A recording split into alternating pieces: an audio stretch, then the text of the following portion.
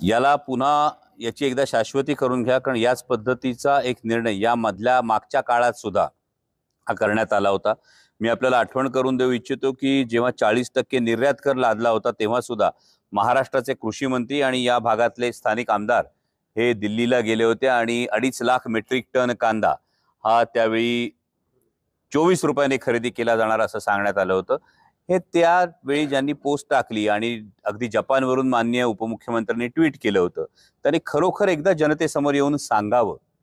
की यातला 2.5 lakh metric ton मधला खरोखर किती टन कांदा हा 24 रुपयांनी त्यावेळी खरेदी झाला। त्याच पद्धतीनं महिना दीड महिन्यापूर्वी सुद्धा या पद्धतीची बातमी आली होती, परंतु या संपूर्ण काळामध्ये 2 डिसेंबर पासून ते आत्तापर्यंत काही हजार कोटी रुपयांचं जे कांदा उत्पादक शेतकऱ्याचं नुकसान झालंय, या नुकसानीला नेमकं जबाबदार कोण? आणि आता सुद्धा बांगलादेश, भूतान या देशांमध्ये निर्यात करण्यासाठी जो कांदा दिला जातो, हे पुन्हा परराष्ट्र संबंधांचं फार मोठं अपयश आहे, हे मी पुन्हा अत्यंत जाणीवपूर्वक सांगतो। कारण गल्फ कंट्रीजमध्ये कांद्याला फार मोठी मागणी असते, परंतु जेव्हा बांगलादेशला कांदा मिळत नाही म्हणून बांगलादेशनं संत्र्यांवरची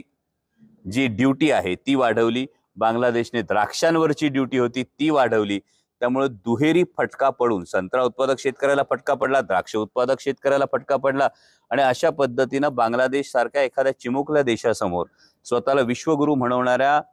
देशाला जर गुडघे टेकावे लागत असतील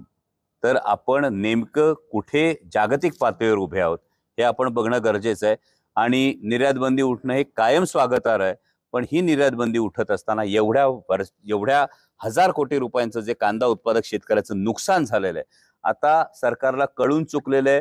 की या कांद्यामुळं महाराष्ट्रामध्ये शेतकऱ्यांनी थेट भारतीय जनता पक्षाला नाकारले।